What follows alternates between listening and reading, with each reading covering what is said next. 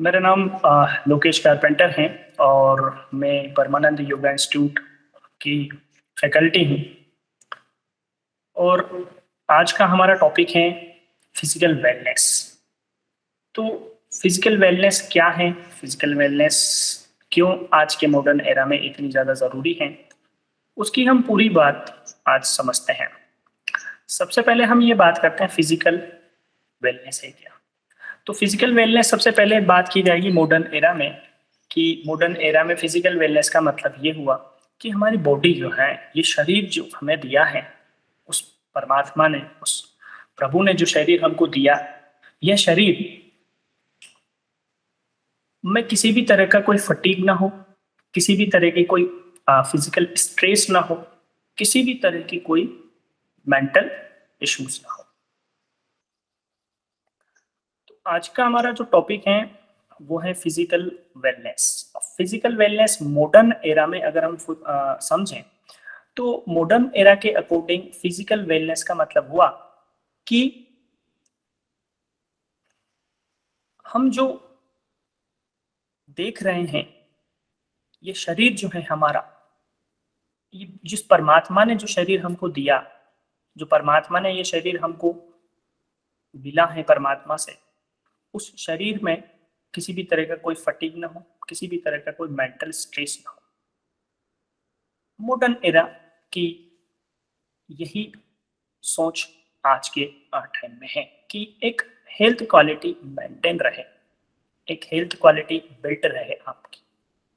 दूसरा इस पर आयुर्वेद, आयुर्वेद क्या कहता है हमसे, कि आयुर्वेद ये कहता है कि ये शरीर जो है हमारा, कि एक सस्टेनेबल ट्राइपॉड है, एक जिसमें ट्राइपॉड में क्या होता है, 3 पिलर होते हैं, वैसे ही इसमें mental, physical and spiritual 3 part है। ये 3 ही हमारी बॉडी के मेन पिलर है, या हमारे शरीर के मेन पिलर है। और फिजिकल वेलनेस, अभी फिजिकल वेलनेस का मतलब ये नहीं हो गया कि मात्र हम शरीर से, बाहरी शरीर से हम स्वस्थ हैं तो हम बहुत अच्छे हैं। फिजिकल वेलनेस का मतलब यही है, जैसा आयुर्वेद कह रहा है, कि आप मेंटली भी फिट हो, आप फिजिकली फिट हो और आप स्पिरिचुअली भी फिट हो।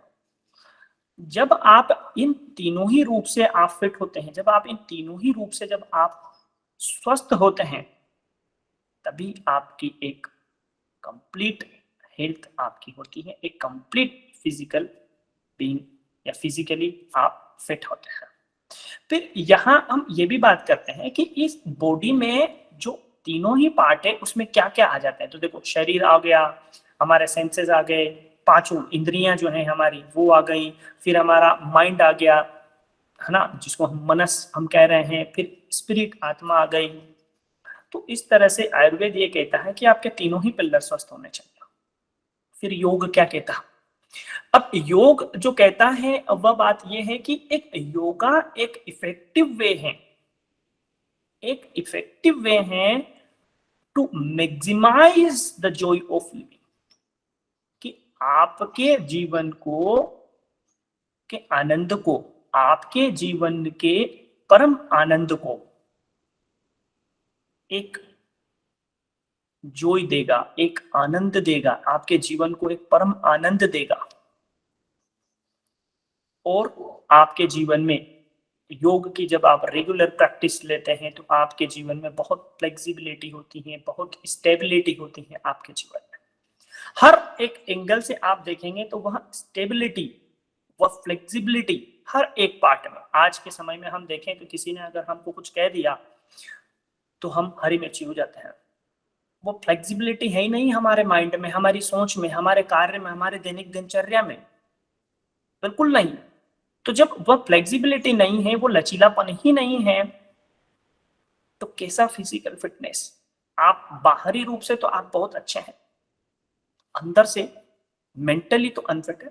आपको किसी ने कुछ कह दिया, आप चले लड़ने, चले तोड़ने, तो फिजिकली आप फिट रहेंगे, मेंटली भी आपको फिट रहना है। मॉडर्न एरा ये कहता है कि शरीर में बाहरी रूप से किसी भी तरह का कोई प्रपंच ना हो, किसी भी तरह की कोई समस्या ना हो, किसी भी तरह का कोई स्ट्रेस ना हो, कोई फटीग नहीं, कोई दर्द नहीं किसी भी तरह का।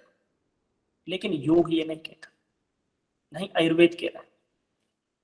दोनों ही कह रहे हैं कि आप फिजिकली फिट तो आप तभी रहेंगे जब आप मेंटली फिट होंगे। जैसे एक बार राम जी गुरु वशिष्ठ के पास जाते हैं, उनको कहते हैं कि प्रभु अगर मान लो किसी का हाथ टूट गया, किसी का पैर टूट गया, कुछ भी हो गया हो, तो उसको तो हम ठीक कर सकते हैं, लेकिन किसी के माइंड में, किसी की बुद्धि में अगर गड़बड़ी हो या बुद्धि अविकसित हो या अनडेवलप्ड, उसे कैसे सुधारा जा सकता, उस प्रॉब्लम को कैसे दूर किया जा सकता। तब गुरु वशिष्ठ उनको ज्ञान देते हैं, वो परम ज्ञान, और वो परम ज्ञान होता है योग का। उस योग के ज्ञान से प्रभु राम को पता चलता है कि मनस जो हमारा बिगड़ा है उसे हम सुधार सकते हैं योग के द्वारा। तो ये फिजिकल वेलबींग, या हम कहें कि फिजिकली फिट रहना, या फिजिकली हम फिट हैं, तो फिजिकली फिट होने का मतलब ये नहीं होगा कि बाहरी रूप से ही हम स्वस्थ हो जाएं। हमें तो अंदर से स्वस्थ होना है। आप कितना ही शरीर को धो लो, कितना ही शरीर को साफ कर लो, कितना ही इस शरीर पर आप परफ्यूम लगा लो, कितना ही इस शरीर पर आप कितनी भी क्रीम लगा लो, कुछ भी लगा लो, आपका मन अगर शुद्ध नहीं तो आपकी आत्मा भी शुद्ध नहीं, और मन शुद्ध नहीं तो आपके प्राण भी शुद्ध नहीं, और प्राण शुद्ध नहीं तो शरीर का एक भी अंग शुद्ध नहीं। तो आप क्या कर लोगे बाहरी रूप से अच्छे दिखकर, मन तो आपका सही है ही नहीं। तो उसी पर भारतीय दर्शन में उसी बात को लेकर कहा, जो ये कहा कि पहला सुख निरोगी काया। अब पहला सुख निरोगी काया मतलब कि first happiness is a healthy body. आपका यह शरीर हेल्दी होना चाहिए, क्योंकि देखो ये जीवन की यात्रा जो है ये तो शरीर ही करवाएगा। इस शरीर के द्वारा ही हम इस जीवन की यात्रा कर पाएंगे। देवताओं के पास भी है शरीर नहीं। जो यात्रा मनुष्य कर सकता है वह कोई नहीं कर सकता। तो पहला सुख है निरोगी काया। इस काया को अगर हम स्वस्थ रखते हैं, जो कि आपको आसन देंगे, जो कि आपको प्राणायाम। अभी यहां पर आता है कि यू आर हैप्पी और you have blessed if you are a good health. अगर आपकी हेल्थ सही नहीं, अगर आप अच्छे नहीं, तो क्या आप आनंदित हैं? नहीं है। वो आनंद, वो परम आनंद, वो ब्लिस नहीं मिल रही। जब आप एक हेल्दी बॉडी हैं तब आप एक मेंटल रूप से हेल्दी होंगे। आपका दिमागी संतुलन काफी अच्छा होगा। यदि आपका शरीर सही नहीं तो आपका दिमागी संतुलन भी सही नहीं। तो फिट होना बस फिजिकली नहीं होता। योग ने कभी ऐसा नहीं माना है कि फिजिकली फिट होना या बाहरी रूप से ही फिट होना या बाहरी रूप से ही अच्छा दिखना दैट इज फिजिकली वेलनेस या फिजिकल वेलनेस जिसको कहें। तो योग ने तो हमेशा कहा जब तक आप मेंटली फिट नहीं तब तक आप फिजिकली फिट नहीं। तो पहला सुख निरोगी काया का मतलब ये हुआ कि ये शरीर स्वस्थ होगा तभी आपका मन स्वस्थ होगा। ये शरीर आपका हेल्दी होगा तब आपको आनंद होगा, आनंद होगा तो आपका मन स्वस्थ होगा। दूसरे स्लाइड में हम बात करते हैं, तो यहाँ है सर्वे भवन्तु सुखिनः, सर्वे सन्तु निरामयः, सर्वे भद्राणि पश्यन्तु, मा कश्चित् दुःखभाग् भवेत्। ओम शांति शांति शांति। अभी देखो, ओम सर्वे भवन्तु सुखिनः, प्रभु से हम ये कामना करते हैं, प्रभु से हम ये मानते हैं कि हे प्रभु इस जीवन में सब सुखी हो। सर्वे संतु निरामया। अब निरामया की बात आ गई, वही फिजिकली फिट होना, वही फिजिकल वेलनेस। जब सब सुखी हैं, अभी हमने बताया था कि जब आप फिजिकली फिट हैं तो आप सुख हैं, आपके पास सुख है तो आपका मन स्वस्थ है। यहां पर भी वही बात हो गई कि जब आप हैप्पी हैं, सुखी हैं, तब आप निरामय भी हैं, कोई बीमारी नहीं। फिर सर्वे भद्राणि पश्यन्तु में वो एक अनमोल रूप आपको मिला, एक अनमोल गहना आपको मिला, उसे महसूस करना आपको। माँ कश्चित दुख भाग भवे, कोई भी दुख से भरा ना हो। लेकिन देखा जाए तो दुख तो हर जगह है। भारतीय दर्शन में दुख की बड़ी बड़ी लंबी गाथा आपको देखने को मिलेगी। इसीलिए जितने भी वेस्टर्न फिलोसोफर हुए हैं उन्होंने भारतीय दर्शन को निराशावादी बोला है, पर उन्होंने ये नहीं कहा कि पहले दुख देखे, पहले गूढ़ रहस्य कि सभी के पीछे है क्या, कौन से दुख हैं, उन दुख को निकाला। उन दुख के बाद फिर निकाला गया वो था सुख, मोक्ष, निर्वाण, लिबरेशन, कैवल्य, इसको कहा। अब दूसरी बात भी ये बोली, देखो सब कुछ हो गया, ऊपर हम इस श्लोक में ऊपर हम ये समझते हैं कि सर्वे भवन्तु सुखी, तो वह दुख जाए तो कैसे, ओम शांति शांति शांति शांति शांति शांति 3 बार बोला गया। यजुर्वेद में कहा गया है कि हमारे 3 प्रकार के दुख होते हैं, आध्यात्मिक, भौतिक और आदिदैहिक। वो तीनों ही प्रकार के दुख भी समाप्त हो जाए, इसीलिए हम फिर शांति शांति का भी यूज कर रहे हैं, उपयोग कर रहे हैं। अगले टॉपिक पर हम आते हैं, तो वह यह है कि भगवत गीता भी यही कहती है कि भगवत गीता ने तो इतना कह दिया, भगवान श्री कृष्ण ने अर्जुन से इतना कह दिया। अभी भगवत गीता की हम फिर बात करेंगे। तो भगवान श्री कृष्ण ने अर्जुन को इतना कह दिया कि युक्त आहार विहारस्य युक्त चेष्टस्य कर्मसु युक्त स्वप्नावबोधस्य योगो भवति दुःखः। ये चैप्टर 6 का श्लोक नंबर 17 है। अब उन्होंने ये कह दिया कि मॉडरेशन इन अ डाइट, युक्त आहार लो, एक बैलेंस डाइट लो।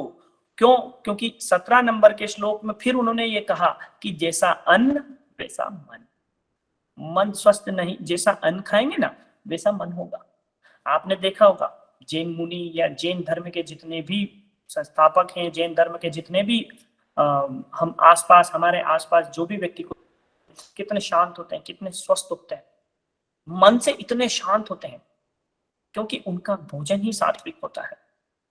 समय पर खाना, डिनर समय पर लेना, सब कुछ उनका जो है समय से होता। वहीं दूसरी कम्युनिटीज में देखो, जो मांसाहार का उपयोग करते हैं वो उग्र होते हैं। तो प्रभु भी यही कहते हैं, प्रभु तो अर्जुन से ये कह दिया उन्होंने कि ये योग जो है दुखों का नाश कर देता है। जितने भी दुख होते हैं, जितने भी प्रपंच जीवन के बचे हैं, सब समाप्त। पर कैसे? जो युक्त आहार ले, जो एक बैलेंस, उसके कर्म भी युक्त हो, चेष्टा अनुसार हो। ऐसा नहीं कि जबरदस्ती किए जा रहे हैं, चेष्टा अनुसार ही बस, जितनी जरूरत है उतने कर्म करो। नहीं तो क्या, भगवत गीता तो पूरी कर्म पर डिपेंड, कर्म बढ़े तो जीवन बढ़ गया, जन्म बढ़ गए, कर्म कम हो गए। पर कर्म भी कौन से कम होने हैं? सात्विक कर्म कम होते, राजसिक या तामसिक कर्म कम नहीं होते। फिर युक्त स्वप्नावबोधस्य, जो युक्त बैलेंस सोए। ऐसा नहीं है कि 10-10 घंटे सो रहा है, क्योंकि भारतीय दर्शन में तो सोने की बात ही नहीं कही। भारतीय दर्शन में तो मात्र इतना कहा गया है, शरीर है, इस शरीर को स्वस्थ रखो, इस शरीर को आराम दो। वो शरीर तुम्हें कैसे आराम देना है ये तुम्हारे ऊपर डिपेंड करता है। तो और ये 8 घंटा सोना, 7 घंटा सोना, 6 घंटा सोना, ये तो वेस्टर्न फिलोसॉफी है। भारतीय दार्शनिक ने ये नहीं बोला, और भारतीय दार्शनिक ने ये सोचा भी नहीं। तो यहां भगवान ने ये कहा, जैसी डाइट लोगे वैसा ही आपका मन होगा, food that are overcooked, stale, petrified, polluted and impure.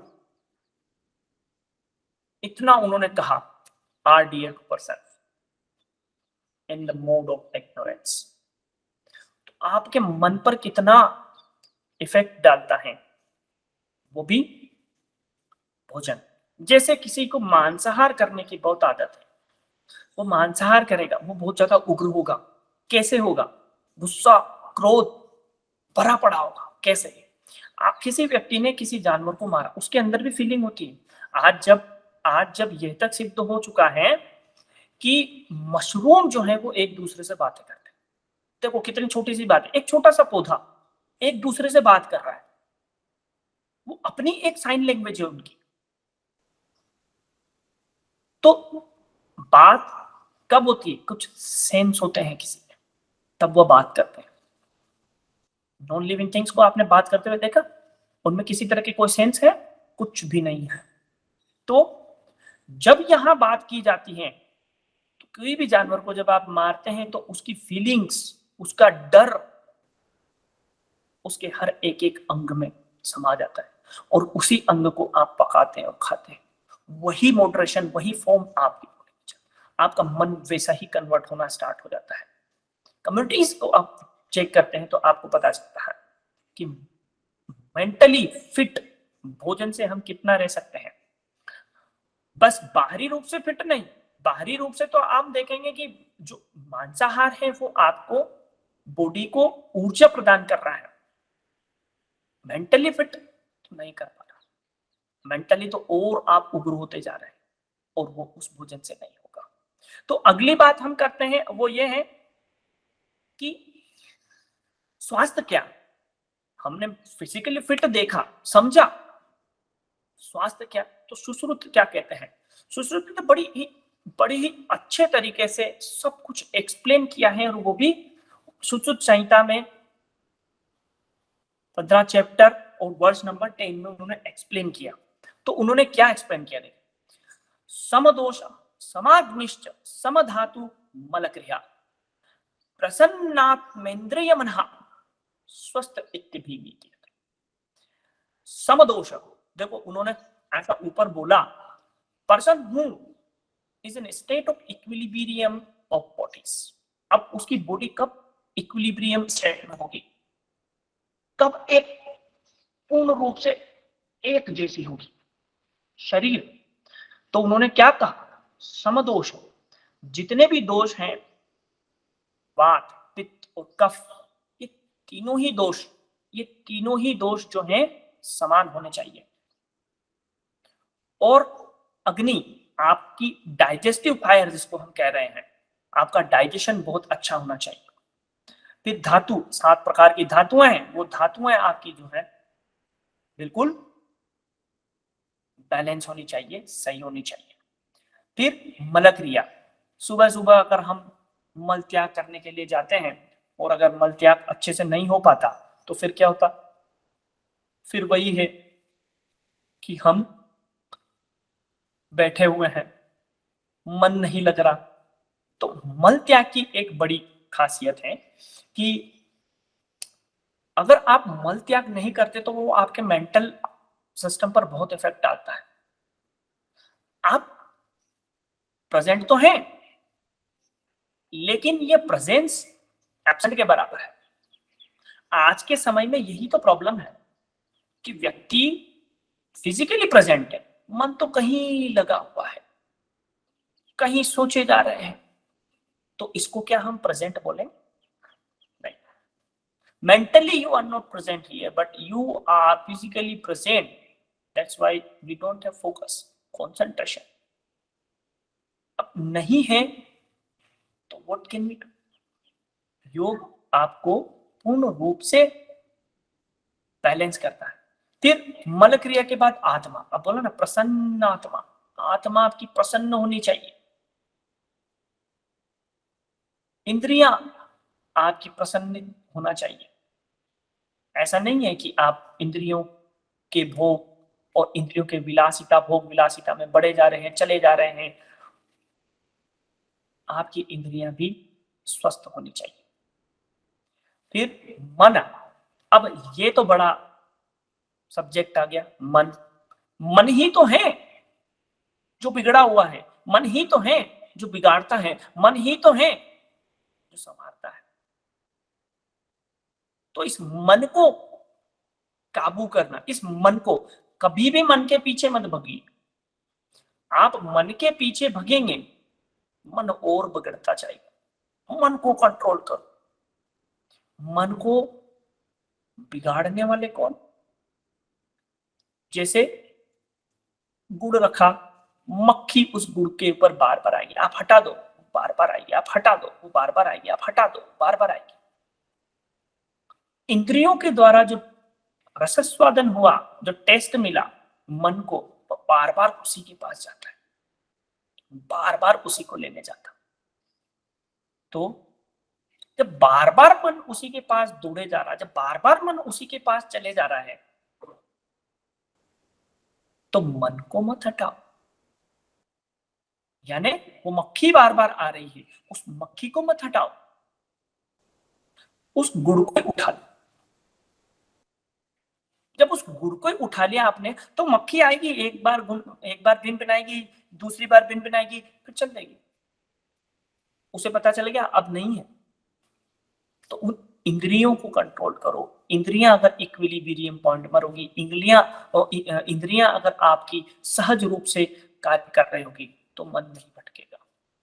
और वो मन मेंटल डिस्टर्ब होना, मेंटली अनप्रिपेयर हो जाना ही सबसे बड़ी व्याधि हो गई। फिर उसके बाद हम अगली बात आते हैं, तो ये शरीर जो हमारे पास आया, इस शरीर को स्वस्थ हमें रखना है, तो शरीर कहां से आया? तो देखो, सबसे पहले जो तत्तरी उपनिषद में है ना, चैप्टर 2 का वर्ष 1 में ऐसा कहा गया है कि ये शरीर जो है बना कैसे, उसमें सबसे सर्वप्रथम मूल में ब्रह्मा है, जिसको हम कहेंगे परब्रह्म। जो पुरुष विशेष है, वह पुरुष विशेष जिसको महर्षि पतंजलि कहते हैं क्लेश कर्म विपाकाचार ये प्रमष्ट पुरुष विशेष ईश्वर, जिसके पास न कोई क्लेश बचा, जिसके पास न कोई विपाक है, न कर्म बचे, न धर्म बचे, कुछ भी नहीं बचा, न दुख बचा, न सुख बचा, उस पुरुष विशेष को ईश्वर कहते हैं। वह पुरुष विशेष ही ईश्वर है। तो वह ईश्वर ही परब्रह्म है। तो मूल में तो परब्रह्म ही था, मूल में तो परब्रह्म ही है, और मूल में तो परब्रह्म ही रहेगा। उस परब्रह्म से बना आकाश, आकाश से बनी हवा, हवा से अग्नि, अग्नि से जल, जल से पृथ्वी, और पृथ्वी से बने ये प्लांट्स, पौधे, और बाद में उन प्लांट से, उन पौधों से बना फूड, जिसको हम कहते हैं भोजन। उस भोजन से बना व्यक्ति, मनुष्य। ये मनुष्य रूपी शरीर हमें प्राप्त हुआ, जो पंच महाभूतों से मिलकर बना है। और पंच महाभूत अग्नि, हवा, जल, पृथ्वी और आकाश, इन पांचों को मिलाते हैं तब यह शरीर बनता। और इस शरीर की उत्पत्ति तैत्तरीय उपनिषद बोलता है कि तैत्तरीय उपनिषद में इसकी उत्पत्ति कहां से हुई, इस शरीर की उत्पत्ति कहां से। उसके बाद हम जो आगे आते हैं वह हमारे पास है कि इतना हमने समझा। उसके बाद हम आते हैं role of yoga in physical wellness. आज के मॉडर्न एरा में देखा जाए तो physical wellness is one of the most important thing. हर कोई व्यक्ति स्वस्थ रहना चाहता है, लेकिन आखिरी के जो 10 वर्ष होते हैं, लास्ट के 10 ईयर्स, वो लास्ट के 10 ईयर हर कोई व्यक्ति ये चाहता है मैं स्वस्थ रहूं, मैं किसी तरह का कोई बीमारी मुझे ना हो, किसी तरह का कोई प्रपंच ना हो, किसी तरह की कोई समस्या ना हो मेरे शरीर में, मैं तो बस स्वस्थ रहना चाहता हूं। तो ये स्वस्थ रहने के लिए आपको क्या करना पड़ेगा, यह बात भी बड़ी गौर करने वाली होती है। तो फिजिकल वेलबींग, अभी योगा का फिजिकली फिट होने में क्या रोल प्ले करता है योग? तो फिजिकली वेलबींग, आप फिजिकली फिट हो, जिसमें देखो फिजिकली फिट होने पर आपके एक एक बॉडी के पार्ट में ब्लड का सर्कुलेशन अच्छा पहुंचे और ऑर्गन्स की फंक्शनिंग बहुत अच्छी हो, सारा कुछ बहुत अच्छा। उसके बाद आता है मेंटल वेलबींग, जब आप पूर्ण रूप से फिजिकली आप फिट हैं, आपकी बॉडी का हर एक पार्ट फिट है, पर आप मनस रूप से स्वस्थ नहीं, मानस रूप से आप स्वस्थ, तो आप फिजिकली तो आप फिट हैं, आपको स्ट्रेस है, बहुत सारा स्ट्रेस है, आपको एंजाइटी है, डिप्रेस्ड पर्सन है, तो क्या वो स्वस्थ है? राम जी ने पूछा था ना, राम जी ने क्या पूछा था गुरु वशिष्ठ से कि फिजिकली व्यक्ति का टूट जाता है, कुछ हो जाता है, हम सच्चाई कर सकते हैं, अगर व्याधियां यहां हो, समस्या यहां हो, तो कैसे व्यक्ति को सही किया जाए, कैसे हम उसको सुधारें, कैसे हम उसको बनाएं, यह बड़ी बात हो जाती है। तो मेंटली अगर आप स्ट्रेस आपको है, तो क्या आप मेंटली फिट हैं? देखिए स्ट्रेस एक ऐसा है, अगर स्ट्रेस मॉडरेट फॉर्म में है तो it will be angerness, convert, it will convert in anger, और अगर ये डीप चला गया तो it will be convert to depression. और जब जब आप स्ट्रेस्ड होते हैं, जब जब आप एंजाइज होते हैं, जब जब आप डिप्रेस्ड होते हैं, जब जब आपको टेंशन घेर लेती है, आपकी श्वासों में बदलाव आना स्टार्ट हो जाता है, क्योंकि मन श्वास से जुड़ा हुआ है, मन डिस्टर्ब हुआ, श्वास बिगड़ेगी, श्वास बिगड़ेगी तो ये शरीर बिगड़ना स्टार्ट हो जाएगा, और आप कह नहीं सकते कि मैं मेंटली फिट हूं। फिर जब आप मेंटली फिट होंगे तो आपके ऊपर एक सेल्फ कंट्रोल होना चाहिए, एक ग्रेटर पावर आपके पास होना चाहिए, वह आध्यात्मिक शक्ति आपके पास होना चाहिए। उस आध्यात्मिक शक्ति को मेंटली उपयोग में लेना, मानस रूप से आप उसको उपयोग में लें, वह शारीरिक रूप से बढ़ती चली जाएगी। ऐसा नहीं होगा तो यह भी नहीं हो सकता। फिर स्पिरिचुअल वेलबींग, स्पिरिचुअल वेलबींग में हमारे पास ये बात आती है कि ट्रांसफॉर्मेशन ऑफ ब्लड केमिस्ट्री, जैसे हम कहें कि ये सिंथेनाइजेशन हो गया है ना, और न्यूरो एंडोक्राइन सेक्रेशंस हो गया, और आपका स्पिरिचुअलिज्म, जैसे आपका मन है वो फ्री है, आपका मन जो है वह आध्यात्मिक रूप से प्रभु में लीन है, तो क्या ये सभी चीजें हुई रहेंगी? तो स्पिरिचुअल हमें जो है योग जो है फिट करता है, स्पिरिचुअली हमें योग जो है बहुत ज्यादा आनंद का प्रभाव हमें देता है। उसके बाद आता है सोशल वेलबींग। अब सोशल वेलबींग में yoga practitioners become a cheerful, जो योगा प्रैक्टिशनर होते हैं वो बहुत ही ज्यादा चीयर, हर किसी सिचुएशन में अपने आप को ढाल के एंजॉय करते हैं, आनंद प्राप्त करते हैं। और दोस्तों, अगर हम दोस्तों के साथ हैं तो वहां हम दोस्तों के साथ वैसा ही व्यवहार करेंगे, दोस्तों के साथ हम वैसे ही रहेंगे, दोस्तों के साथ हम वैसे ही आनंद करेंगे।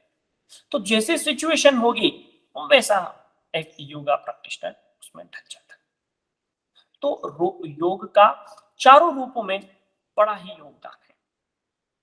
फिर हम अगला आते हैं, वह आते हैं स्थिर सुखमासनम। स्थिर सुखमासनम में एक बहुत बड़ी बात बोली गई, वह बड़ी बात ये बोली गई है कि महर्षि पतंजलि जो थे, उन्होंने शरीर को स्वस्थ रखने के लिए एक श्लोक दे दिया, एक सूत्र दे दिया, ये जीवन का फॉर्मूला है, सूत्र मतलब कि फॉर्मूला। तो स्थिर स्थिर सुखम आसन मतलब आसन क्या है, स्थिरता है, और स्थिरता क्या है, सुख है, ये उन्होंने कहा। ये तो एक मॉडरेट फॉर्म में हमने समझ लिया। पर उन्होंने स्थिरता ही क्यों बोली? वह कुछ और भी तो कह सकते थे, वह ये भी तो बता सकते थे कि अनस्टेबिलिटी भी तो कह सकते थे, दैट इज कॉल्ड आसन। अनस्टेबिलिटी में भी तो आपको सुख प्राप्त होता है। तो जैसे मैंने जो एक पिक्चर यहाँ पर लगा रखी है उसमें ये समझ में आता है, देखो स्टेबिलिटी, वो पत्ता जो वो है, फेदर जो है, वो एक स्टोन को हैंडल किए हुए है। स्टेबिलिटी, इस पूरे ब्रह्मांड में कुछ भी ऐसा हो जो स्टेबल हो तो आप हमको बताइए। पूरे ब्रह्मांड में कुछ भी स्टेबल हो, पूरे ब्रह्मांड में कुछ भी स्टेबल नहीं, फिर भी महर्षि पतंजलि ने कहा स्थिरम सुखम आसनम, स्थिरता ही सुख है और सुख ही आसन। जैसे अगर स्थिरता सुख नहीं होती, सोचिए जरा, उन्होंने कहा देखो सूत्र ये लिबरेट करता है सारी चीजों को, ये बताता है कि steady and comfortableness is called आसन। अगर ऐसा नहीं होता, मान लो स्थिरता ही आसन नहीं होती, तो क्या होता? जिम्नास्टिक, एक्रोबेट्स और ये क्या कहते थे? ये कहते थे वी आर योगीज, हम भी तो योगीज हैं। लेकिन क्या सही मायने में वह योगी है? नहीं, सही मायने में तो वो कोई योगी नहीं। तो महर्षि पतंजलि बहुत स्मार्ट है, एक इतने स्मार्ट साइंटिस्ट हैं वो, जिन्होंने इतनी जीवन की हर एक प्रपंच को दूर हटा के उन्होंने इतने से सूत्र में कह दिया स्थिरम सुखम आसन। स्टेबिलिटी ही आसन है। अगर ये स्टेबिलिटी कैसे आएगी? अब आसन में, आसन जब आप करते हैं तो शरीर जो है आपका बहिरंग रूपी शरीर जो है, जिसे हम अन्नमय कोश से बना हुआ मानते हैं, जिसमें 5 महाभूतों का समावेश है, उसको स्टेबल करो। शरीर रुकेगा तो प्राण रुकेंगे, प्राण रुकेंगे तो वह मन रुकेगा। शरीर स्वस्थ होगा तो प्राण स्वस्थ होंगे, प्राण स्वस्थ होंगे तो मन। इसीलिए योग में आसन की जब सिद्धि की जाती है, आसन की जब प्रैक्टिस की जाती है, तो श्वास का बड़ा ध्यान रखना पड़ता है। श्वास का आना, श्वास का जाना, दोनों ही पर हमें कंसंट्रेशन करना पड़ता है जब भी हम किसी आसन को कर रहे हैं। तो यही बात हुई स्थिरम सुखम आसनम की। स्थिरम सुखम आसनम मात्र ऐसा नहीं है, अब यहां पर यह भी बात हो गई है कि स्थिरता होगी तभी आनंद होंगे, वाइस वर्सा है दोनों लोग, और आनंद होंगे तभी तो स्थिरता होगी। आनंद आएंगे कहां से? ये भी तो बड़ी बात हो गई थी। चलो स्थिरता तो हम शरीर को लेकर आ गए कि स्थिरता तो है, शरीर को हमने रखा एकदम स्टेबल फॉर्म में रख दिया किसी भी जगह, तो स्थिरता आ गई। पर आनंद, सुख, वो कहां से मिलेगा? वो तो मन स्वरूप से मिलेगा। आपका मन सुखी होगा तो स्टेबिलिटी आएगी। ये दोनों वाइस वर्सा है।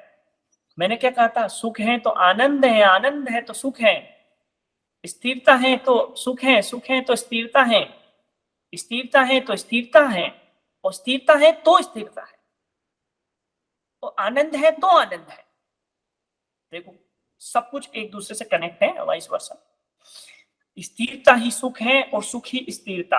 जब आप स्थिर होंगे तब आपका मन सुख होगा, और जब मन सुखी होगा तब आपके शरीर में स्थिरता आएगी। इसी को आसन कहते हैं। कितने बड़े साइंटिस्ट हो गए महर्षि पतंजलि एक इतना सा सूत्र कहने पर। फिर अगली हम बात करते हैं, वह ये बात करते हैं कि हठ योग क्या कहता आसन के बारे में, क्योंकि देखिए आसन ही हमको जो है फिजिकली फिट रखेगा, मेंटली भी महर्षि पतंजलि के अनुसार, है ना? तो कुर्यात्तदासनम स्थैर्यम आरोग्यम च अंगलाघवम, ये हठ योग प्रदीपिका के चैप्टर 1 का श्लोक नंबर 17 है। उन्होंने कहा when you practice asana steadiness develops, वो स्थिरता, महर्षि पतंजलि वाली स्थिरता डेवलप होती है यहाँ पर, वो स्थिरता बढ़ती है यहाँ पर। और जब आप स्थिरता लेकर आएंगे तो प्राण मूव करेंगे फ्रीली आपके शरीर में। आपके शरीर में वो प्राण बहुत ही बड़ा है, जिस उपनिषद ने कहा प्राण, हे प्राण, ने उपनिषद में कहा हे प्राण तुम ही ज्येष्ठ हो, तुम ही श्रेष्ठ हो। ये बहुत बड़ी गाथा है प्राण की। तो प्राण फ्रीली मूव करेंगे। जब प्राण फ्रीली मूव करेंगे तब आपके बीमार होने की समस्या सब जो है वो बहुत ज्यादा कम हो जाएगी और आपका मन कंट्रोल्ड होगा। क्यों बीमार, मैंने क्यों बोला यहाँ पर, देखो बीमार होने की प्रोबेबिलिटी है, संभावनाएं जो है उसकी बहुत कम है, बहुत कम, बहुत ही ज्यादा कम। क्यों? क्योंकि अगर आप बीमार होंगे तो मेंटली आप वर्क नहीं कर सकते। You can not do nothing, we don't have the power to stimulate our work. क्यों? क्योंकि we are unfit, mentally unfit. तो आपका दिमाग, आपका मन कंट्रोल में ही नहीं रहेगा, कंट्रोल में नहीं रहेगा तो हो गई सब कुछ गड़बड़। तो हठ योग में भी बड़ा महत्व दिया गया है आसन को। क्यों? तभी तो उन्होंने कहा जब आप आसन की प्रैक्टिस करते हैं तब एक स्टीडीनेस डेवलप होती है, जब एक स्थिरता डेवलप होती है। वह स्थिरता आपके शरीर में प्राण को फ्री मूव करने को बाध्य करती है कि शरीर के एक एक अंग में प्राण बहे, शरीर के एक एक हिस्से में प्राण बहे। और जब एक एक हिस्से में प्राण बहेंगे तब आप बीमार नहीं रहते, और आप बीमार नहीं होते हैं तो आपका मन कंट्रोल होता है, आपके मन के ऊपर, या आप आपके मन को साध लेते हैं। यही आसन की सिद्धि है। हठ योग ये नहीं कहता, हठ योग राजयोग कहता है कि आप राजयोग तक पहुंचे। पतंजलि केवल्य की कहते हैं, मोक्ष प्राप्ति। तो हठ योग की सिद्धि, हठ योग की सिद्धि ही आसन की सिद्धि है। आसन को साध लिया, हठ योग आपका सद गया। इसके बाद हम आते हैं कि जब आसन की बात होती है तो सबसे पहले हमारे पास बात आती है पद्मासन की। तो देखिए पद्मासन की जो है हठ योग में बहुत उपयोगिता है, पद्मासन की उपयोगिता बहुत ज्यादा।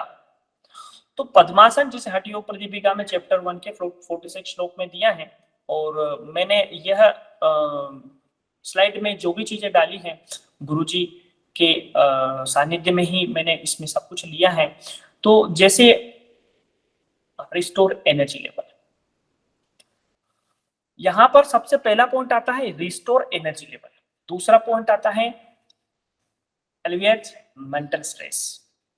फिर तीसरा पॉइंट आता है फाइट इंसोम्निया। फिर बूस्ट कंसंट्रेशन, फिर इंप्रूव डाइजेशन, फिर डायरेक्ट द प्राणा फ्रॉम मूलाधार टू द सहस्त्रार। ये बहुत इंपॉर्टेंट टॉपिक मैंने इसीलिए डाले हैं। क्यों?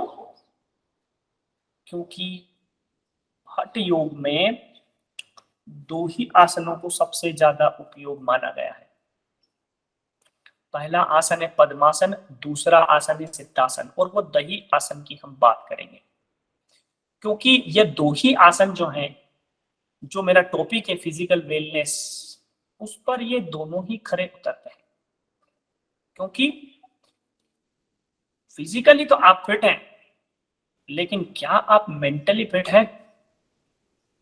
क्या आप, और मेंटली फिट होना मतलब इस समाज में आप अपने आप को रख सकते हैं, इस समाज को आप समझ सकते हैं, मनुष्यों की प्रॉब्लम को समझ सकते हैं, समस्याओं को समझ सकते हैं, क्या सही क्या बुरा उसका अंदाजा लगा सकते हैं जब आप मेंटली फिट होंगे। तो मेरे पास ये भी क्वेश्चन था कि क्यों ये दोनों ही आसन है और क्यों पहले पद्मासन और क्यों सिद्धासन है।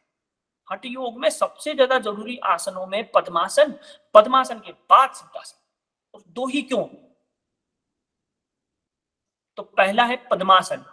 तो पद्मासन के मैंने बेनिफिट आपको बताए हैं, पद्मासन में करके भी बताता हूं आपको कि पद्मासन जो है, मैंने गुरुजी की बुक जो है योगासना सूत्रलाई लेवल 1, उसमें से मैंने ये आसन लिया है और इस आसन को मैं एक्सप्लेन करने वाला हूं आपके सामने, क्योंकि फिजिकली फिट हमें रहना है। एंशिएंट टेक्स्ट हमारी जो है, मैं पहले आपको आसन बताता हूं, उसके बाद हम इस आसन की बात करेंगे। तो पद्मासन हम कैसे करेंगे? सर्वप्रथम आपको इस तरह से बैठ जाना है, अच्छे से बैठ जाना। आपको दंडासन की स्थिति में बैठ जाना है। ऐसे दोनों हाथ शरीर के पास में रखेंगे, स्पाइन को बिल्कुल सीधा, या तो आप नासाग्र को देखेंगे या फिर पैराटिकल फ्लोर आप देखेंगे। आप लेफ्ट हैंड को उठाएंगे, आप लेफ्ट हैंड से राइट टो को आप कैच करेंगे ऐसे, और लेफ्ट गोल पर ऐसे इस तरह से आप रख लेंगे। नाउ द नेक्स्ट है ना, ये है कि राइट हैंड को उठाएंगे and keep your left toe and keep it on your right. आप बैठ गए। अभी जब आप बैठ गए हैं, इस आसन के फाइनल पोजीशन में हमें कैसे होना है कि जब हम इस आसन की फाइनल पोजीशन में होते हैं तो इस तरह से आप जो है इस आसन में बैठे हुए। अब जब आप इस आसन में बैठे हुए हैं तो यहाँ पर गैप नहीं होना चाहिए, दोनों जो नीज है वो फ्लोर पर होनी चाहिए। शरीर में किसी भी तरह का कोई टेंशन नहीं होगा, मसल्स में किसी भी तरह की कोई टेंशन नहीं होगी, कोई मसल्स स्टैंड नहीं होगी, है ना। मसल्स की कुछ नहीं करना हमको, दोनों हाथ ध्यान मुद्रा में रखना है ऐसे, और स्पाइन बिल्कुल सीधी होगी, चेस्ट थोड़ा सा खुला हुआ होगा। तो हम आंखें बंद करें। अब बात आती है इस आसन के एक्सप्लेनेशन। क्यों ये है हमारा, जब हम इस आसन में बैठते हैं तो हमारा शरीर ट्रायंगल शेप में होता है, इस तरह से ट्रायंगल शेप में होता है। अब ट्रायंगल क्या करता है? जब भी आप देखेंगे, अगर साइंस की बात करें तो ट्रायंगल में से जब लाइट गुजरती है तो अपने अंदर से गुजारने पर उस लाइट को पूरा पकड़ लेता है। तो वह शक्ति जब आपके स्वरूप में आती है, इस शरीर में वह शक्ति आती है, तो वह ब्रह्मांडी ऊर्जा आपके शरीर के एक एक अंग में प्रस्फुटित हो जाती है। अब मेन कॉन्सेप्ट हठ योग का यहां से चालू होता है। मैं आसन को एक्सप्लेन करूं कि जब आप पहुंचे, शक्ति आपके शरीर में बढ़ी, वह शक्ति जब आपके शरीर में बढ़ती है तब क्या होता है? क्योंकि महर्षि पतंजलि के अनुसार बहिरंग योग तो योगियों के लिए नहीं है, आसन तो बहिरंग योग है। अब जब हम इस आसन को कर रहे हैं तो इस आसन में शक्ति आपके शरीर में बढ़ती जा रही है, वह शक्ति आपके शरीर में बढ़ेगी। जब शक्ति बढ़ती है तो कामुकता बढ़ती है, और कामुकता बढ़ती है तो ब्रह्मचर्य का पालन नहीं हो पाता। वह शक्ति, वह ऊर्जा बढ़ेगी, तब ऐसा सब कुछ होगा ही होगा। तो अब यहां क्या? तो देखिए, आज के टाइम में हम ये भी देखते हैं कि योगी क्या करते हैं, खाना नहीं खाते, भोजन नहीं करते, क्योंकि भोजन करेंगे शक्ति अर्जित होगी, शक्ति अर्जित होगी, कामुकता बढ़ेगी। और फिर वो क्या करेंगे, खाना खाना छोड़ देंगे, शक्ति ही उत्पन्न नहीं होगी, तो काम मंत्र, काम यंत्र सूख जाएगा। और वह ये सोच लेते कि हमने ब्रह्मचर्य का पालन कर लिया, इस ब्रह्मचर्य के हिस्से तक हम पहुंच गए, ये ब्रह्मचर्य हमने सिद्ध कर लिया। लेकिन ये तो कहाँ है? तो ब्रह्मचर्य को कहाँ आपने सिद्ध किया? ये तो धोखा हुआ सरासर।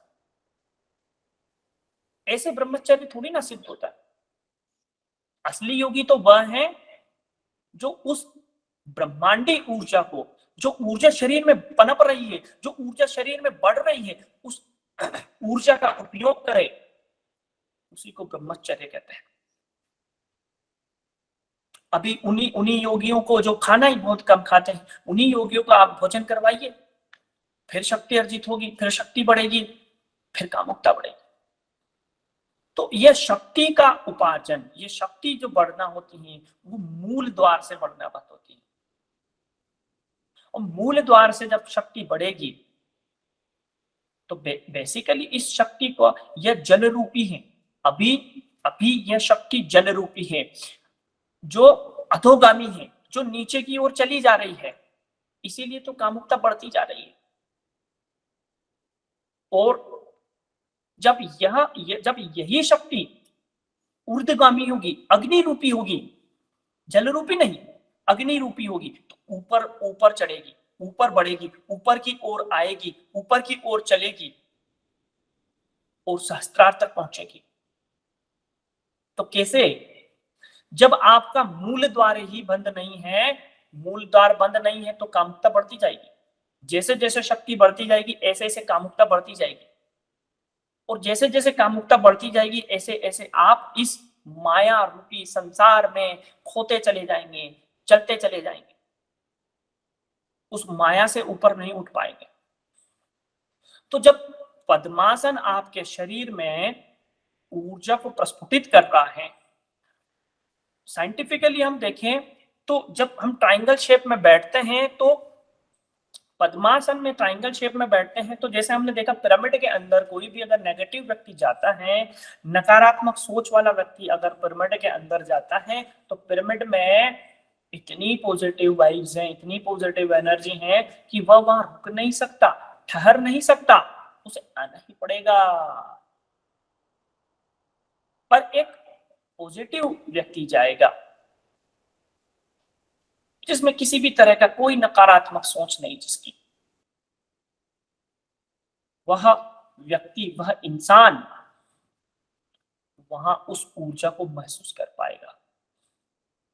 तो यहां यह भी बात है, पद्मासन ऊर्जा को बढ़ा रहा है। दूसरी बात, पद्मासन में जब हम बैठते हैं तो पैरों की तरफ बढ़ने वाला फ्लो जो होता है ब्लड का, वो बंद हो जाता है। अब पैरों की तरफ ब्लड का फ्लो बंद हो गया है तो ब्लड अब कहां? डाइजेस्टिव ट्रैक्ट तक ही रह गया, वो भी ऑक्सीजनेटेड ब्लड। जब ये ऑक्सीजनेटेड ब्लड डाइजेस्टिव ट्रैक्ट तक ही रह गया है तो यह आगे बढ़ेगा और आपके डाइजेशन को इंप्रूव करेगा। अब आपका हार्ट भी बहुत यहां पर शांत हो जाता है कि जब आपका हार्ट ब्लड को पंप करता है तो उसे यूं तो पैरों तक ब्लड को लेकर जाना है। अब हार्ट को इतना ब्लड तक पंप नहीं करना, ब्लड को इतना पंप करने की जरूरत ही नहीं पड़ेगी हार्ट को, तो हार्ट हमारा रिलैक्स हो गया। इसीलिए किसी भी व्यक्ति का बीपी अगर हाई होता है तो उसे पद्मासन में बिठा देना चाहिए, जिससे उसका बीपी जो है वो कंट्रोल हो जाता है। क्यों? क्योंकि हार्ट को इतना ब्लड पंप ही नहीं करना, और अब ब्लड जो बचा वो ब्लड जो है वो ऑक्सीजनेटेड ब्लड ब्रेन की तरफ आएगा, तो आपका दिमाग और शांत होगा, आपका मन शांत होता चला जाएगा। लेकिन वह ऊर्जा बढ़ रही है, मूल द्वार खुला हुआ है, तो वह ऊर्जा परेशान करेगी, वह ऊर्जा कामोत्तेजना बढ़ाएगी, वह ऊर्जा काम वासना को बढ़ाएगी। तो अब उसके बाद हम आते हैं सिद्धासन पर। तो सिद्धासन जो होता है, सिद्धासन ब्रह्मचर्य को के पालन में बहुत ही ज्यादा उपयोगी आसन है। सिद्धासन जो है प्राणायाम और मेडिटेशन के लिए एक सुटेबल आसन है। सिद्धासन जो है इस साइकिक पावर को डेवलप करता है आपके अंदर। सिद्धासन जो है ब्रेन की एक्टिविटी, नर्व सिस्टम को काम करता है। अब वह ऊर्जा, यह सिद्धासन भी जो है हमने गुरुजी की बुक में से ही लिया है। अब यह सिद्धासन जो है वह ऊर्जा बढ़ रही है, वह ऊर्जा, वह शक्ति जैसे जैसे बढ़ती जाएगी, वह शक्ति को कामोत्तेजना बढ़ाती जाएगी और आप बढ़ते चले जाएंगे। वह मूल द्वार जो खुला है, श्वास आप लेंगे, वो श्वास धक्का लगाएगी, मूल द्वार और खुलता चला जाएगा, काम वासना या कामता और बढ़ती जाएगी। आप फिजिकली भी फिट नहीं हो सकते, मेंटली भी फिट नहीं हो सकते, दोनों ही रूप से आप फिट नहीं हो सकते। अब किसी भी व्यक्ति का जीवन बर्बाद करना है तो उसे काम वासना में धकेल दो, तो उसका जीवन बर्बाद, फिजिकली भी मेंटली। अब पद्मासन के बाद सिद्धासन इसलिए उपयोगी हो गया क्योंकि उस ऊर्जा का अधोगमन रोकना। तो हम सिद्धासन को देखते हैं कि उस ऊर्जा का अधोगमन कैसे रोकें, तो हम वो देखते हैं। तो देखिए, सबसे सर्वप्रथम आपको क्या करना है, मैट पर बैठ जाना है। आप दंडासन की स्थिति में, दंडासन की स्थिति में ऐसे बैठेंगे, राइट लेग को ऐसे फोल्ड कर और लेफ्ट लेग ऐसे फोल्ड करेंगे और दोनों एड़ियां एक दूसरे के ऊपर होगी और इस तरह से जो है हम बैठ जाएंगे। जो राइट पैर की एड़ी है वो पैरानियम मूल द्वार पर होगी और लेफ्ट एड़ी जो है वो है सेक्सुअल ऑर्गन्स को टच करेगी। स्पाइन आपकी सीधी रहेगी, दोनों हाथ ज्ञान मुद्रा में रखें या जो मुद्रा में आप रखना चाहें उस मुद्रा में रखें और इस तरह से बैठ जाए। बहुत ही साधारण रूप से आंखें बंद करके, आंखें खुली हुई नहीं होनी चाहिए, पर यह भी हमें ध्यान रखना है कि जिनको नी पेन है वो इस आसन को नहीं करें। इस आसन के और भी लाभ है, जो यहाँ पर तो हम ऊर्जा के रूप में बात कर रहे हैं, फिर इस आसन को हम खोलेंगे और वापस आएंगे तो यह आसन जो है मूल द्वार को बंद कर देता है। अब यह आसन जब मूल द्वार को बंद कर देगा तब क्या होगा, वह अधोगमन जो ऊर्जा का हो रहा है वह ऊर्ध्वगमन होना चालू हो जाएगा। और जब ऊर्ध्वगमन बढ़ेगा तो देखो ब्रह्मचर्य का पालन सिद्ध हुआ। ऐसे भोजन न करने से ब्रह्मचर्य का पालन नहीं होता, तो उस साइकिक पावर को डेवलप करने से ब्रह्मचर्य का पालन होता है। वो सिद्धासन उसमें बहुत मदद करेगा। सिद्धासन जितनी भी सेक्सुअल प्रॉब्लम्स है उनको भी दूर करता है। सिद्धासन प्रेग्नेंट वुमेन के लिए भी अच्छा है, पाइल्स के इशू में भी अच्छा है, डाइजेशन को भी इम्प्रूव करता है। ये बहुत सारी चीजें हैं जो मैंने बस इतनी ही चीजें ली हैं गुरु जी की बुक में से। तो यह अब उस कॉस्मिक एनर्जी को, उस साइकिक ऊर्जा एनर्जी पावर को ऊर्ध्वगामी बनाएगा अधोगमन से, क्योंकि अब मूल द्वार बंद हो गया। अब मूल द्वार बंद हो गया तो वह बढ़ती चली जाएंगी, सहस्त्रार तक पहुंचेंगी और सहस्त्रार तक पहुंचने पर कैवल्य की प्राप्ति, जो राजयोग की प्राप्ति आपको होगी। यह सिद्धासन। अब सिद्धासन में यह कहा है कि ये आसन प्राणायाम और मेडिटेशन के लिए बहुत ज्यादा उपयोगी आसन है। प्राणायाम भी, मेडिटेशन भी, क्योंकि उस साइकिक पावर को जनरेट करना उठा रहा है, बढ़ा रहा है। तो प्राणायाम में सबसे बड़ी चीज होती है प्राणायाम। यहां पर तो हठ योग प्रदीपिका में प्राणायाम को किस तरह से एक्सप्लेन किया, देखो। तो पहला पॉइंट ये कहता है कि posture become established, a yogi master of himself, eating salutary and moderate food should practice pranayama. हमने हमने भगवत गीता के अनुसार भोजन की बात करी, यहाँ पर भी देखो मॉडरेट भोजन आ गया, सैल्यूटरी भोजन आ गया, बिल्कुल आपका एकदम लाइट और सात्विक भोजन होना चाहिए। फिर दूसरे सूत्र में जो है सातवा राम जी कहते हैं कि रेस्पायरेशन बीइंग डिस्टर्ब, अगर आपका रेस्पायरेशन, अगर आपका सांस डिस्टर्ब है तो माइंड बिकम डिस्टर्ब, आपका मन भी डिस्टर्ब होगा।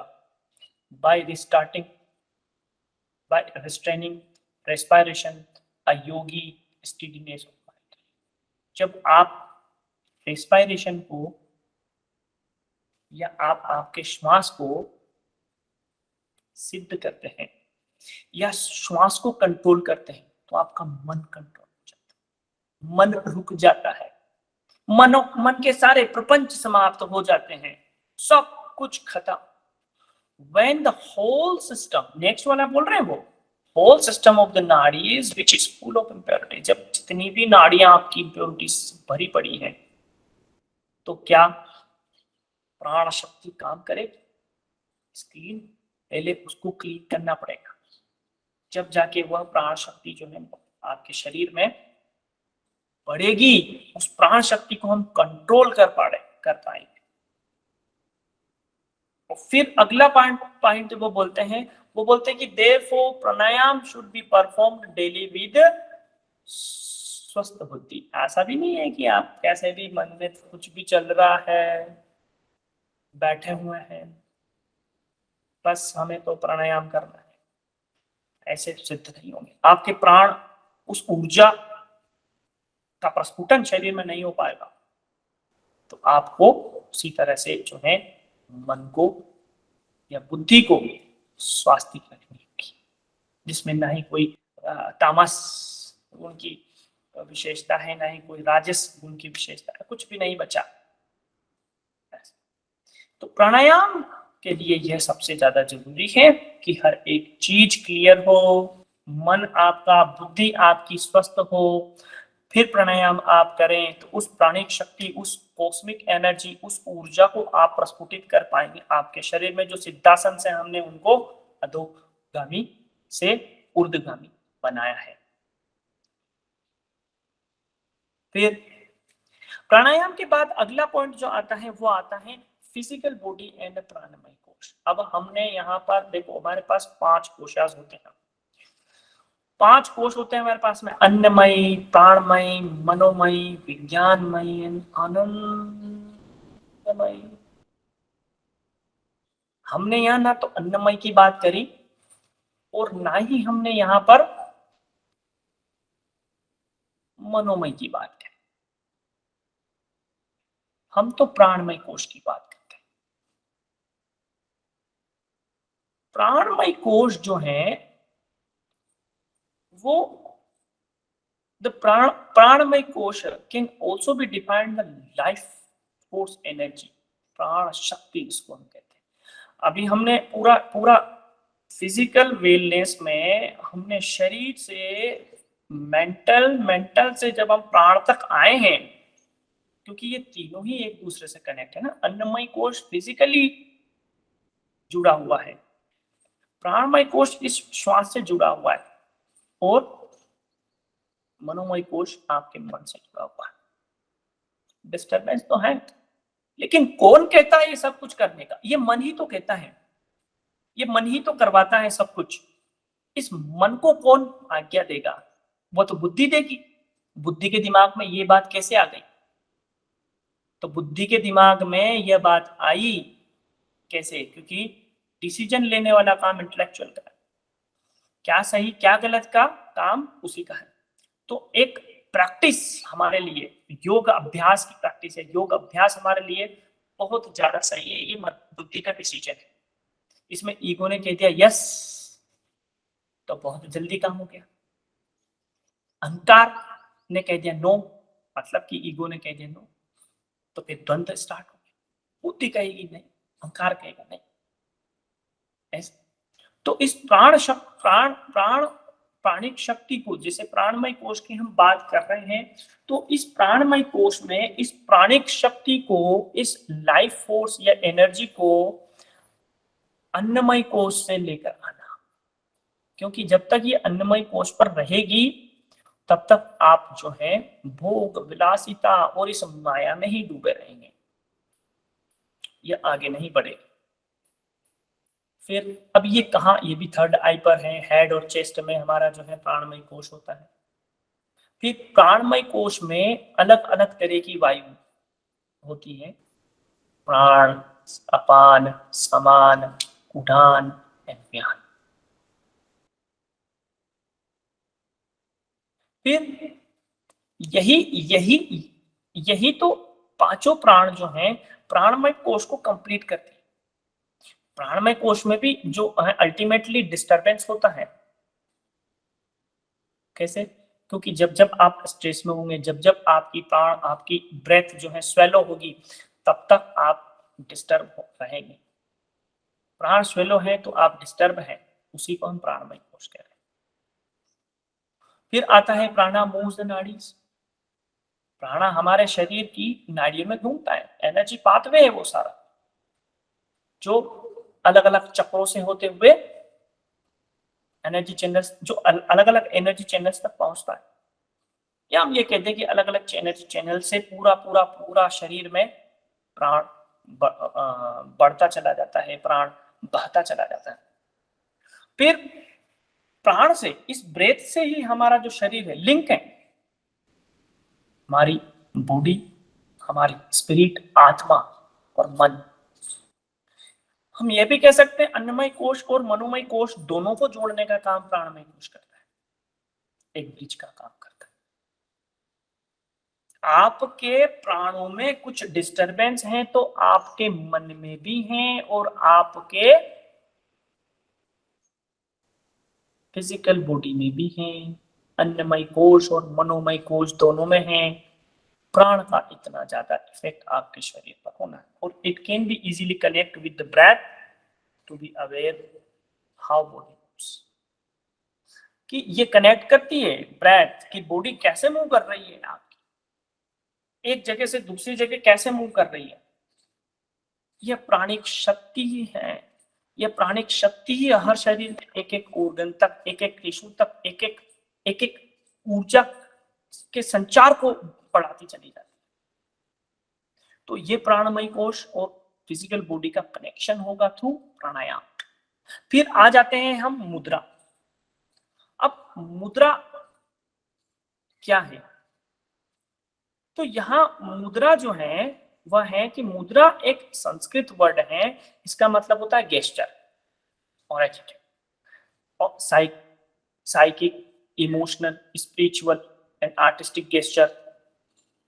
हम ये कहते हैं, एग्जाम्पल के लिए हम ले मुद्रा, तो मुद्रा where characterized by ancient yogis as energy flowing posture, कि मुद्रा जो है वो एनर्जी के का फ्लो है, जो प्राणिक फोर्स या प्राणिक शक्ति को, जो यूनिवर्सल और कॉस्मिक एनर्जी को बढ़ाता चला जाता है। Mudra are higher rituals that help the prana chakras, ये बढ़ाती चली जाती है। अब जो प्राण शक्ति हमने प्राणायाम से, देखो जो जो शक्ति, जो ऊर्जा हमने उत्पन्न की योग से, आसन की सिद्धि से, पूरी पूरी शक्ति को हमने अर्जित किया, उसको हमने सिद्धासन से रोका, उस शक्ति को हमने ऊर्ध्वगामी बनाया, प्राणायाम से शरीर के एक एक पार्ट में उसको भेजा, एक एक शरीर के हिस्से में उसको भेजा, और मुद्रा से उस एनर्जी को एनर्जी चैनल्स में रिस्टोर किया। क्योंकि अगर एनर्जी को रिस्टोर नहीं करेंगे एनर्जी चैनल्स में, तो वह ऊर्जा खत्म होना स्टार्ट हो जाएगी। वह ऊर्जा शारीरिक ऊर्जा के रूप में व्यक्त होगी और उसका समापन हो जाएगा। इसलिए वो सारी की सारी ऊर्जा जो है हम एनर्जी चैनल्स में लेते हैं, और एनर्जी चैनल्स में इकट्ठा करने के बाद आप किसी भी तरह से इम्बैलेंस नहीं होते। ना तो आप फिजिकली इम्बैलेंस है, ना ही आप मेंटली इम्बैलेंस है, ना ही आप स्पिरिचुअली इम्बैलेंस है। आपकी बॉडी के एक एक एलिमेंट, जो पांचों महाभूत की हमने बात करी थी, they are also in a equilibrium and balancing point. वहां तक आप स्वस्थ और स्वच्छ। फिर ईच ऑफ द 5 एलिमेंट, अच्छा पांचों के पांचों एलिमेंट जो हैं, पांचों के पांचों एलिमेंट अपना एक क्रूशियल जॉब करते, एक क्रूशियल काम करते हैं आपके शरीर में। वह कार्य उनका प्रॉपर वो करें, यही जो है एनर्जी चैनल से उन सभी को स्टिमुलेट करना होता है। एनर्जी चैनल से वो शक्ति बढ़ती है, आपके शरीर में आपका ओज, आपका तेज बढ़ता चला जाता है। तो यह सारी जो बात हमने कही है फिजिकल वेलबींग के ऊपर, या फिजिकल वेलनेस जो हमारा टॉपिक है उसके ऊपर हमने बात करी, कि फिजिकली आप जब स्टार्ट करते हैं योग अभ्यास जो आसन के रूप में है, वह योग अभ्यास फिजिकली स्टार्ट होकर मेंटल से प्राणिक ऊर्जा तक कैसे आया, वह पूरा हमने आपको एक्सप्लेन किया कि वह एक स्टेप बाय स्टेप कैसे बढ़ रहा है। आपको बस यहीं तक नहीं रुक जाना, स्टेप बाय स्टेप और बढ़ते चले जाना आगे। शारीरिक रूप से स्वस्थ नहीं रहना, शारीरिक रूप से आप मेंटली भी आप फिट रहें, स्पिरिचुअली भी आप फिट रहें, तभी तो मुद्रा तक हम पहुंचेंगे, तभी तो उस प्राणमय कोश को पार करेंगे। तो यह आज का हमारा टॉपिक, जिस पर हमने बात करी किस तरह से जो है फिजिकली फिट होते होते हम आध्यात्मिक रूप से भी फिट हो जाते हैं, या आध्यात्मिक रूप से भी हम बहुत स्वस्थ होते हैं, यह बात हम है। और तब तक के लिए शांति सभी को। Thank you. हरिओम। परमानंद योग परिवार की तरफ से सभी को हरिओम।